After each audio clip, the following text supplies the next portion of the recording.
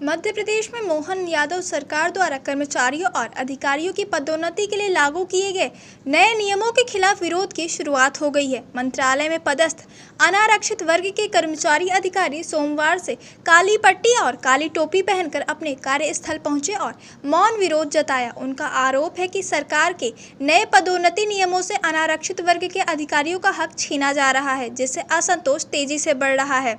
इस विरोध के बीच सामान्य, पिछड़ा और अल्पसंख्यक वर्ग के अधिकारी मंगलवार को मंत्रालय में एकजुट होकर आगे की आंदोलन की रणनीति तय करेंगे। इसी विषय को लेकर स्पीक संगठन ने भी 29 जून को राजधानी के नर्मदीय भवन में एक बड़ी बैठक बुलाई है, जिसमें सभी कर्मचारी अधिकारी संगठनों को आमंत्रित किया गया है। मंत्रालय अधिकारी कर्मचारी सेवा संघ के अध्यक्ष सुधीर नायक ने सरकार के पदोन्नति नियमों को एक तरफा और पक्षपातपूर्ण बताते हुए कहा कि नई व्यवस्था में 36% पद आरक्षित वर्ग को मिलेंगे, जबकि 64% पद अनारक्षित वर्ग के लिए निर्धारित है, पर उनमें भी वरिष्ठता के आधार पर आरक्षित वर्ग के लोग चयनित हो रहे हैं।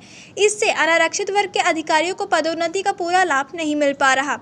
नायक ने सवाल उठाया कि क्या सामान्य, पिछड़ा और अल्पसंख्यक वर्ग के लोगों का प्रदेश और राष्ट्र की उन्नति में कोई योगदान नहीं है? क्या वे बाहर से आए हैं? उन्होंने सरकार पर तुष्टीकरण की नीति अपनाने का आरोप लगाते हुए कहा कि इस वर्ग को लगातार हाशिए पर डाला जा रहा है। उन्होंने यह भी कहा कि जब आरक्षित वर्ग का अधिकारी ऊंचे पद पर पहुंचता है तो वह लंबे समय तक बना रहता है, जबकि अनारक्षित वर्ग के अधिकारी बहुत कम समय के लिए ही पद पर टिक पाते हैं और जल्द रिटायर हो जाते हैं। मंत्रालय में आरक्षण की स्थिति भी विरोध को बढ़ावा दे रही है। अंडर सेक्रेटरी की 65 में से 58 पद, उप सचिव के सभी 14 पद और अपर सचिव के 3 पदों पर आरक्षित वर्ग के अधिकारी कार्यरत है। इससे अनारक्षित वर्ग के कर्मचारियों में भारी नाराजगी है। इधर स्पीक के अध्यक्ष डॉक्टर के.एस. तोमर ने बताया कि वह मंगलवार को मंत्रालय में हुई बैठक में शामिल हुए थे, जहां कर्मचारियों को लोक सेवा पदोन्नति नियम 2025 के उन प्रावधानों के बारे में बताया गया जो अनारक्षित वर्ग के खिलाफ है। उन्होंने कहा कि सरकार ने अगर जल्द कोई संतुलित